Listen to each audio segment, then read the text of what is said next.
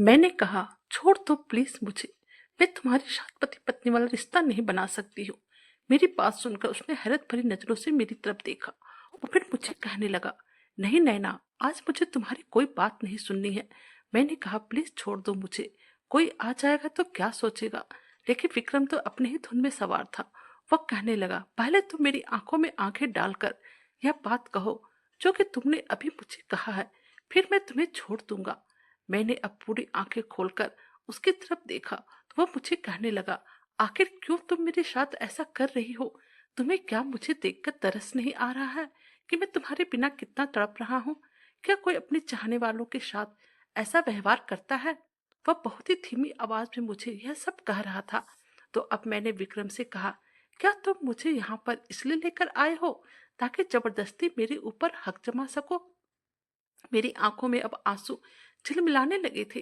तो वह कहने लगा, नहीं ऐसी कोई बात नहीं है।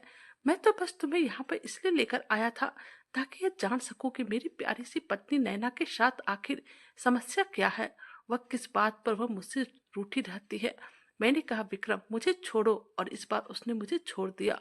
फिर मैंने कहा, विक्रम तुम्हें इतना तो पता होगा कि कोई किसी से जबरदस्ती प्यार नहीं करवा सकता है।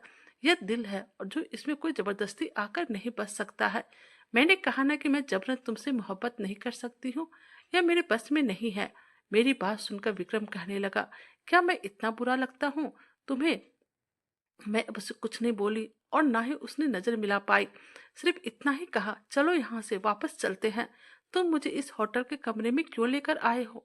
वह कहने लगा, घर पर तो तुम मुझे कुछ बताती ही नहीं हो, इसलिए हनीमून के बहाने तुम्हारे दिल की सारी बातों को जानने और समझने के लिए मैं तुम्हें यहाँ पर लेकर आया हूँ। उसकी बात सुनकर मैंने उसे कहा कि मैं तुम्हारे साथ ये रिश्ता नहीं निभा सकती, कभी भी नहीं। क्योंकि ऐसे रिश्ते का क्या मतलब जो कि मजबूरी में निभाई जाए। वह रिश्ता ज्यादा देर तक नहीं चलती है। तुम्हें तो पता है कि मेरा कोई दूसरा ठिकाना नहीं है, नहीं तो मैं कब का तुम्हें छोड़कर चली गई होती। विक्रम को यह कहते हुए मुझे बार बार रोना आ रहा था और मैं अपना आंसू पोंछ रही थी। विक्रम मुझे कहने लगा, मैं तुम्हें कह रहा हूं ना, मैं तुम्हें वक्त दे रहा हूँ। तुम चाहे जितना भी वक्त ले लो, लेकिन यह मत कहो कि तुम ये रिश्ता नहीं निभा सकती हो। देखो, मैं तुम्हें झूठा दिलासा नहीं दूंगी। मैं तुम्हें कह रही हूँ ना कि तुम दूसरी शादी कर लो और मेरा इंतजार मत करो। मेरी बात सुनकर विक्रम बहुत ज्यादा गुस्सा हो गया और कहने लगा, दिमाग तो ठीक है तुम्हारा, मैं क्यों करूं दूसरी शादी। मैंने कहा, इसीलिए क्योंकि मैं तुम्हें यह सब नहीं दे सकती हूँ जो एक पत्नी अपने पति को देती है। वह कहने लगा, मुझे समझ में नहीं आ रहा कि आखिर तुम्हें क्या हुआ है। तुम पहले ऐसी तो नहीं थी। मैंने कहा, तुमने तो मुझे पहले कहा ही था कि तुम किसी और से प्यार करते हो और उससे शादी करना चाहते हो। तो क्या तुमने यह बात मुझसे झूठ कहा था। अरे मेरी प्यारी पत्नी नैना, तुम्हें मेरा मजाक भी समझ में नहीं आता। अगर मैं किसी और से प्यार करता या मोहब्बत करता तो क्या मैं उससे शादी नहीं करता। मैं तुमसे शादी क्यों करता। तुम्हें तो पता है कि मैं सिर्फ तुमसे प्यार करता हूँ और किसी से नहीं। ऐसी बात नहीं है। अगर तुम किसी सचमुच प्यार करते हो और उससे शादी करना चाहते हो तो तुम कर सकते हो। मुझे कोई भी ऐतराज नहीं है। मैं तुम्हें आराम से डाइवोर्स दे दूंगी। इस बार विक्रम एकदम गुस्से से मुझे देखने लगा था और कहने लगा, दूसरी शादी नहीं करूंगा और अब मैं तुम्हारे पास तुम्हारे करीब बिल्कुल भी नहीं आऊंगा। कब से तुम्हें वजह पूछ रहा हूँ, विनती कर रहा हूँ, लेकिन तुम हो कि अपनी ही बात पर अड़ी हुई हो। तुम हद से ज्यादा बढ़ती जा रही हो। कितनी ही लड़कियों के साथ इस तरह की समस्याएं होती है। वह अपनी शादीशुदा जिंदगी कॉम्प्रोमाइज से शुरू करती है, लेकिन फिर उसे अपने पति से मोहब्बत हो ही जाती है और धीरे धीरे अपने रिश्ते को निभाने की कोशिश करती है और फिर अंत में सब ठीक हो जाता है। तुम्हारी तरफ अपने पति को दूसरी शादी करने का मशवरा नहीं देती। यह कहकर अब विक्रम सोफे पर जाकर लेट जाता है। मुझे समझ में नहीं आ रहा था कि मैं क्या करूं। आखिर मैं जिस परेशानी में थी वह मैं ही जानती थी। मुझे पता था आज यह मुझसे प्यार करता है, लेकिन कल जब इसे मेरी हकीकत पता चलेगी तो फिर यह मुझे रातों रात घर से निकाल देगा और फिर दूसरी शादी भी करेगा। मर्द ऐसे ही होते हैं, वह किसी के नहीं होते। वह तो सिर्फ हवस के पुजारी होते हैं। अब रोते रोते मैं भी सो चुकी थी। सुबह मेरी आंखें खुली तो मैंने देखा कि विक्रम कहरा रहा था। पता नहीं उसे क्या हुआ था। मैं जल्दी से उसके सोफे के पास गई। वह नींद में ही बड़बड़ा रहा था। मैंने उसके माथे पर हाथ रखा। वह बुखार से तप रहा था। यह देखकर मैं परेशान हो गई। जल्दी से उसके माथे पर पानी की पट्टियां करने लगी। बुखार के मेडिसिन मेरे पास मौजूद थी। मैंने होटल के वेटर से नाश्ता मंगवाया और फिर उसे नाश्ता करवाया, फिर मेडिसिन दे दी। वह बेड पर लेटकर बस चुपचाप मुझे देख रहा था। कहने लगा, मेरी फिक्र करने की क्या जरूरत है, मैं खुद अपना ख्याल रखूंगा। मैंने कहा, पता है मुझे कि तुम अपना कितना ख्याल रख सकते हो। फिर 2 दिन तक मैंने उसकी सेवा की। कभी कहता था, प्लीज मेरा सर दबा दो, तो कभी कहता था, मेरे पाँव में दर्द है, और मैं उठकर उसका पाँव दबाने लग जाती। अब उसका बुखार उतर चुका था। तो फिर मैंने कहा कि विक्रम, अब तुम ठीक हो तो? वह कहने लगा, क्या ठीक हूँ, मुझे तो ऐसे ही बुखार होता रहता है। बाहर से लगता है कि जिस्म ठंडा है, लेकिन अंदर बुखार रहता है। अभी भी नैना, मेरा सर दर्द से फटा जा रहा है। मैं उसकी बात सुनकर बेचैन हो गई थी। मैंने कहा, दवाई तो खाई है तुमने?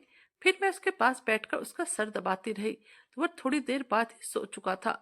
लेकिन जैसे उसके पास से मैं उठने लगी तो वह तकिया छोड़कर मेरी गोद में सर रखकर सो चुका था।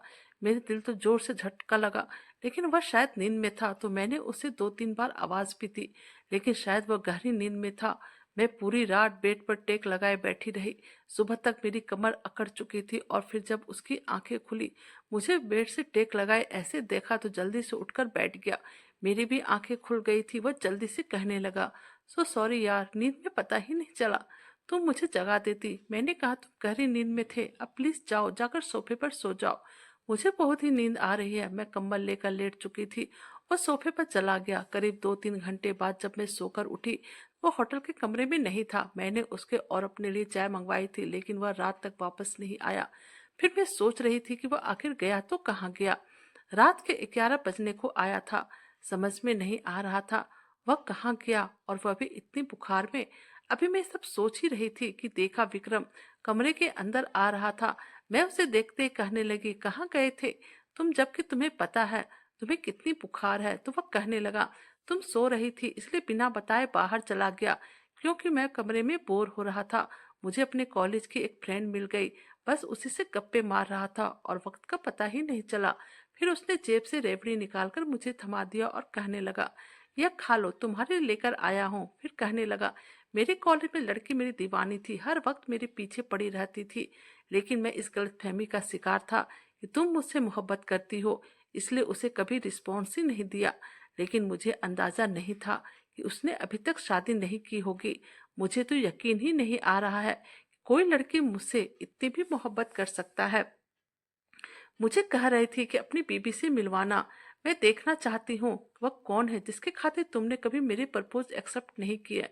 मैंने उसे कल चाय पर बुला लिया है, अच्छा है तुम भी मिल लेना। वह काफी देर तक राधिका की बातें करता रहा। मैंने कहा, तुमने पहले तो कभी नहीं बताया। हाँ, नहीं बताया, क्योंकि वह मेरे लिए ज्यादा मैटर करती ही नहीं थी। लेकिन अब एहसास हो रहा है, बहुत तकलीफ होती है ना, जिसे हम टूटकर चाहे बाद में पता चले हम तो उस आदमी के लिए कोई अहमियत ही नहीं रखते हैं। यह कहते हुए मुझे बड़ी ही गौर से देखने लगा। मैं नजरें चुराकर उसकी लाई हुई रेवड़ी खाने लगी तो वह कहने लगा, शायद तुम्हारे लिए नहीं लाया हूँ, मुझे भी दो। यह कहकर वह मेरे साथ ही बैठकर रेवड़ी खाने लगा और राधिका के बारे में बातें करने लगा। मैं चुपचाप बस उसकी बातें सुनती जा रही थी। अगले दिन एक बेहद खूबसूरत लड़की 4 बजे शाम हमारे कमरे में आई। वह विक्रम के कॉलेज की दोस्त थी। मैं उसे देखकर थोड़ी हैरान हुई थी, क्योंकि वह मुझसे कई ज्यादा खूबसूरत और स्टाइलिश थी। वह मुझसे मिली और कहने लगी, मुझे तुम्हें देखने का बहुत ही मन था, मैं चाहती थी कि मैं तुमसे एक बार मिलूं। आखिर मैं भी तो देखूं कि आखिर वह कौन लड़की है जिससे कि विक्रम इतना ज्यादा प्यार करता है और किसी की तरफ नजर उठाकर भी नहीं देखता है। सच में तुम बहुत ही प्यारी हो। फिर कैसे हो कोई तुमसे मोहब्बत ना करे। उसकी आंखों में एक अजीब सी उदासी थी और उसके शब्द बहुत ही नरम थे। विक्रम बाहर गया था चाय के साथ नाश्ता लाने के लिए। फिर कुछ ही देर में वह आ गया। वह लड़की विक्रम के कॉलेज की बेस्ट फ्रेंड थी। फिर काफी देर तक वह दोनों अपने कॉलेज की बातें करते रहे और मुझे उन दोनों के बीच में बैठना फालतू सा लग रहा था। काफी देर बातें करने के बाद जब वह चाय पीकर जाने लगी, अपने पर्स में से मुझे एक बॉक्स निकाल कर दी और कहने लगी, तुम्हारे लिए गिफ्ट है। फिर वह चली गई। विक्रम भी उसे छोड़ने के लिए गया था और फिर करीब 1 घंटे के बाद जब विक्रम कमरे में आया तब वह मुझे देखकर मुस्कुरा रहा था। मेरी तरफ देखकर कहने लगा, बहुत ही मुश्किल है इससे जान छुड़ाना। इस लड़की की बातें खत्म ही नहीं होती है। मैंने कुछ नहीं कहा और मैं अपना मोबाइल देखने लगी। वह मुझे कहने लगा, आज रात का खाना हम लोग बाहर जाकर खाएंगे। फिर विक्रम उसी लड़की की बातें मुझसे करने लगा, जो कि अब मुझे सुनने में एक जरा भी अच्छा नहीं लग रहा था। मैंने कहा, तुम क्या कोई और बात नहीं कर सकते हो? कहने लगा, कोई और बात क्या? मैंने कहा, कुछ भी। जब से तुम्हारी दोस्त तुमसे मिली है तुम्हारे पास तो बस उसी की बातें हैं। कहने लगा, तो क्या बातें करूं? तुम तो प्यार मोहब्बत की बातें करने ही नहीं देती। मैं क्या करूं? अब मौसम देखो कितना अच्छा हो रहा है, और ऐसे मौसम में अगर पत्नी साथ दे दे तो यह धरती स्वर्ग बन जाए। लेकिन तुम तो ना मुझसे प्यार भरी बातें करती हो, ना ही मुझे अपने करीब आने देती हो। जब देखो मुझसे दूर जाना चाहती हो। तुम ही बताओ, ऐसे में मैं क्या करूं? मैं अगर राधिका की बात ना करूं तो और क्या करूं? तुम्हारे पास इस चीज का जवाब है मेरे लिए? मैंने उसे कहा, अच्छा ठीक है, यह बताओ यहाँ से हम लोग कब जा रहे हैं? मेरी बात सुनकर वो मुझे कहने लगा, आखिर तुम राधिका के बारे में क्यों नहीं सुनना चाहती हो? तुम तो मुझसे प्यार नहीं करती हो, फिर तुम्हें मेरे मुंह से राधिका के बारे में सुनना आखिर पसंद क्यों नहीं है? अच्छा, अब मुझे समझ में आया, तुम्हें जलन हो रही है। लेकिन तुम क्यों चल रही हो? तुम तो मुझसे प्यार नहीं करती हो। वह सवाल पर सवाल किए जा रहा था और मैं बस बिल्कुल चुप से बैठी हुई थी। मुझे चुप बैठे देखकर विक्रम कहने लगा, अच्छा चलो यह सब छोड़ो, कल हम लोग हिल स्टेशन घूमने जाएंगे। और फिर अगले दिन वह मुझे अपने साथ हिल स्टेशन लेकर गया। वहां पहुंचने के बाद मैंने देखा वहां पर तो राधिका भी थी, जैसे उसे पता हो कि आज हम लोग यहाँ पर घूमने के लिए आने वाले हैं। राधिका को देखते विक्रम कहने लगा, तुम यही रेस्टोरेंट में बैठो, मैं अभी तुरंत उससे मिलकर आता हूँ।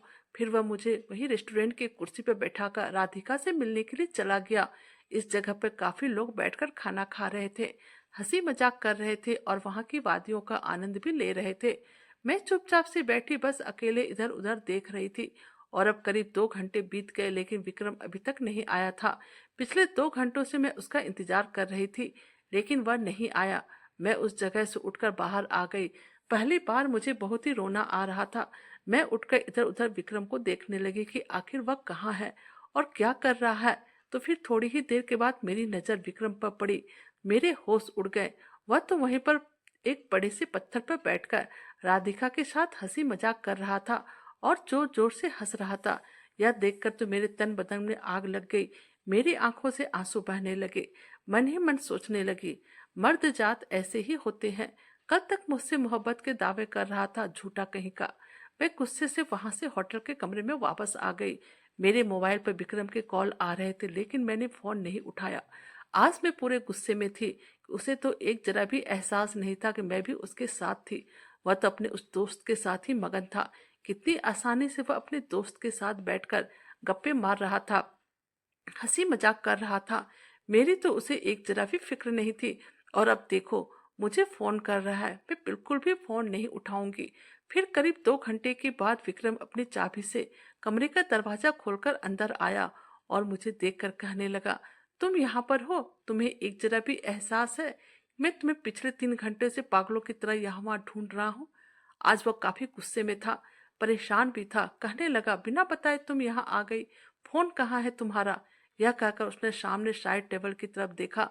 मेरा मोबाइल वहीं पर पड़ा हुआ था। गुस्से में कहने लगा, अगर तुम्हें फोन उठाना नहीं था तो आग लगा दो ऐसे। इस बार मैंने भी उसे गुस्से में कहा, ज्यादा एटीट्यूड मत दिखाओ मुझे। अगर तुम्हें मेरी जरा भी परवाह होती मुझे छोड़कर उस राधिका के पास बैठकर अपना टाइम पास नहीं करते। पिछले 2 घंटे से तुमने मुझे उस रेस्टोरेंट की कुर्सी पर बिठाया और भूल गए? क्या मैं पागल हूँ जो तुम्हारा इंतजार में बैठी रहती हूँ? जाओ और जाकर उसी के साथ बैठो। फिर विक्रम कहने लगा, आखिर क्या हो गया है? अगर मैं उसके पास थोड़ी देर बैठ गया तो? वह मेरी कॉलेज की फ्रेंड है, हम दोनों अपने पुराने दिन को याद करके गप्पे मार रहे थे। मैंने कहा, अगर वह तुम्हारी बेस्ट फ्रेंड है तो फिर मैं कौन हूँ? इस बार विक्रम मेरे करीब आ गया और मेरी आंखों से बहते आंसू को पोंछने लगा। लेकिन मैंने उसका हाथ झटका दिया और कहा, मैं कोई नहीं हूँ तुम्हारी, मुझे अभी के अभी यहाँ से वापस जाना है। वह कहने लगा, नैना चलेंगे, लेकिन कुछ दिन के बाद चलेंगे, क्योंकि बार बार छुट्टी नहीं मिलती है। मैंने कहा, भाड़ में गई तुम्हारी छुट्टियां, मुझे नहीं रहना यहाँ पर। अभी के अभी मुझे यहाँ से जाना है और जाओ तुम यहाँ से। मुझे अब तुमसे कोई बात नहीं करनी है। कहने लगा, तुम्हारे लिए खाना लाया था। मैंने कहा, मुझे नहीं खाना। खाना उसने मेरे हाथ पकड़ा लिया तो मैंने कहा, मर जाऊंगी। तुम्हें नहीं पता है इस टाइम कितने गुस्से में हूं मैं। वह हैरानी से मेरे चेहरे की तरफ देखने लगा और बोला, तुम्हें जलन हो रही है? और तुम्हें पता है जलन कहाँ पर होती है? जलन वहीं पर होती है जहाँ पर प्यार होता है। अभी एक दिन पहले तुम कह रही थी मैं तुझसे शादी कर लूं, तो अब रो क्यों रही हो? कुछ घंटे ही तो मैंने राधिका के साथ बिताया, वह भी तुमसे बर्दाश्त नहीं हो रहा है। यह सुनकर मैं शर्मिंदा होने लगी, अपना हाथ उसके हाथों से छुड़ाने लगी, लेकिन वह अपनी पकड़ बहुत ही मजबूत कर चुका था। मैंने कहा, मेरे सर में दर्द है, मुझे सोना है। कहने लगा, तुम्हें बुरा क्यों लग रहा है? मैंने कहा, यह बात नहीं। तो वह कहने लगा, यही बात है। उसकी बातें सुनकर मुझे तकलीफ हो रही थी। तभी तुम कह रही थी कोई और बात करो।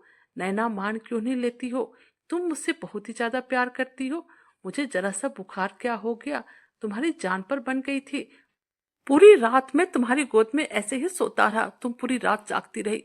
तुमने एक बार मुझे जगाने की कोशिश नहीं की। यह क्या तुम मुझ पर एहसान कर रही थी? पागल लड़की, यही मोहब्बत है, इसे ही मोहब्बत कहते हैं। मेरे पास अब कोई बहाना भी नहीं बचा था। फिर वह कहने लगा, यहाँ पर राधिका अपने पति के साथ आई है। वह मेरे कॉलेज के फ्रेंड सूरज से प्यार करती थी। कई सालों तक दोनों का अफेयर चला था। फिर दोनों ने शादी कर ली। और फिर जब यहाँ पर मैंने राधिका और मनोज को देखा, मेरे दिमाग में ड्रामा सूझा कि देखता हूँ तुम्हें मुझे राधिका करीब देखकर जलन होती है कि नहीं। और अभी तक मैंने जितना समझा, मैं पूरी गारंटी के साथ कह सकता हूँ तुम मुझे दिलो जान से प्यार करती हो। मैंने उन दोनों से कहा था मेरी पत्नी मुझसे प्यार नहीं करती है, देखो जरा सा ड्रामा करना है ताकि उसका दिमाग ठिकाने पर आ जाए। हम दोनों हनीमून ट्रिप पर आए हैं, लेकिन पता नहीं क्या बात है, वह मुझे कुछ बताती भी नहीं है। फिर वह दोनों पति पत्नी मान गए, क्योंकि दोनों मुझे अच्छी तरह से जानते थे। इसलिए जो कुछ भी 2 दिन से हो रहा है बस सिर्फ एक ड्रामा था। उसकी बातें सुनकर मुझे उस पर और भी गुस्सा आ रहा था और डर भी लग रहा था, क्योंकि अब मैं अपनी मोहब्बत उससे छुपा नहीं सकती थी। वह जान चुका था मैं भी उससे बहुत ही ज्यादा प्यार करती हूँ, और मैं अभी तक उसके साथ नहीं रहने का एक ड्रामा कर रही थी। विक्रम मुझे सभी कुछ बता रहा था, लेकिन मैंने उसे कोई जवाब नहीं दिया। लेकिन उस रात मैं उसे रोक भी नहीं पाई और खुद को हालात के हवाले कर दिया। सुबह जब मेरी आंखें खुली, वह बेड के किनारे बैठकर सिगरेट पी रहा था और बस मुझे ही देखे जा रहा था। पता नहीं किस गहरी सोच में था। मेरा दिल जोर जोर से धड़क रहा था। और फिर जैसे उसने मुझे जागते हुए देखा, अपना सिगरेट साइड टेबल पर रख दिया और मेरी ओर देखने लगा। तो मैंने कहा, क्या बात है, तुम सोए नहीं? वह कहने लगा, नहीं, ऐसे ही नींद नहीं आ रही है। पता नहीं क्यों वह चुप चुप सा था। अब मेरी जान निकल रही थी, कहीं वह मुझसे मेरे कैरेक्टर के बारे में ना पूछ ले, या कोई सबूत ना मांग ले, या फिर यह ना पूछ ले इससे पहले मैंने किसके साथ रात बिताई। मेरा दिल अंदर से कांप रहा था। अब वह मेरे बराबर में लेट गया, अपना पाछू सीधा करके कहने लगा, इधर आओ, यहाँ पर लेटो। मैं उस वक्त बहुत ही डर रही थी, पता नहीं अपने करीब लेटाकर अब मुझसे क्या पूछेगा, क्या सवाल करेगा। मैं उसके बाजू पर सर रखकर लेट गई। कहने लगा, क्या सोच रही हो तुम? मैंने कहा, कुछ भी नहीं, तो ऐसे ही बस।